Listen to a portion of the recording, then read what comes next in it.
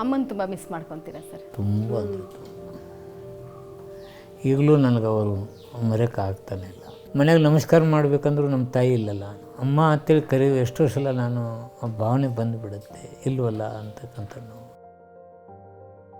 ಇದು ಮಿನಿಸ್ಟರ್ ಆದಾಗ ತೆಗ್ದದ್ದು photo, first minister.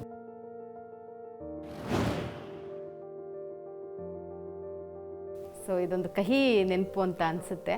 ಮದುವೆ ಆಗಿ ಕೆಲವೇ ತಿಂಗಳಲ್ಲಿ ನಡೆದಿರೋವಂಥ ನೆನಪು. ದೇವಸ್ಥಾನಕ್ಕೆ ಹೊರಟಿದ್ದೆ ನಾನು, ದೇವಸ್ಥಾನಕ್ಕೆ ಹೊರಟಾಗ ಅದು ಆಯಿತು.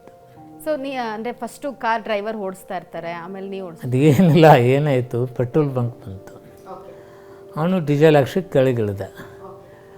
ನಾನು ಕೆಲವು ರಿಕಾರ್ಡ್ಗಳನ್ನ ಹಾಕೊಂಡು ಕ್ಯಾಸೆಟ್ಗಳು ನೋಡೋಕತ್ತೇಳಿ ತೆಗೆದು ಹಾಕಕ್ಕೆ ಹೋದೆ.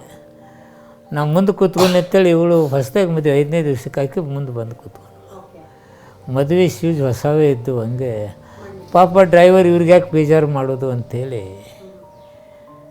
ಅವನ ಹಿಂದೆ ಹೋಗಿ ಕೂತ್ಕೊಂಡ್ಬಿಟ್ಟ. ನಾನು ಹಂಗೆ ಹೊಡ್ಕೊಂಡು ಹೋಗಲ್ಲೇ ಒಂದು ತೆಗ್ಬತ್ತು ಹಿಂಗೆ ಕಟ್ ಮಾಡ್ಕೊ ಹಾಂ ಅಂತ ಇವಳಂದ್ರೆ ಈ ಕಡೆ ನೋಡೋಕೆ ಎಲ್ಲದನ್ನು ಬಿಟ್ಟು ಈ ಕಡೆ ನೋಡೋಕೆ ಹೋದೆ, ಹೋಗಿ ಗಿಡಕ್ಕೆ ಹೊಡಿದ್ದೆ.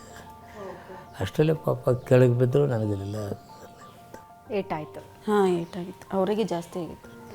ಆವಾಗ ನನಗೆ ನೋವು, ಏನೋ ಪಾಪ ಮದುವೆ ಆದ ಕೂಡಲೇ ಹಿಂಗೆಲ್ಲ ಆಯ್ತಲ್ಲ ಅಂಥೇಳಿ, ಈ ಬಗ್ಗೆ ಏನರ ಅಂದ್ಕೋತಾರಲ್ಲ ಅಂತೇಳಿ ಅವತ್ತು ನಾನು ನೋವು ಪಟ್ಟೆ.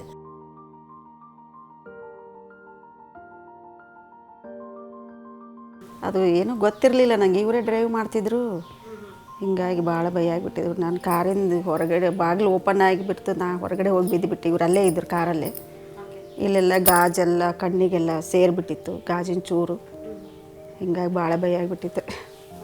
ಯಾರೂ ಇರಲಿಲ್ಲ ಜೊತೆ, ಡ್ರೈವರ್ ಒಬ್ಬರೇ. ಹಿಂಗಾಗಿ ಭಾಳ ಭಯ ಆಯಿತು.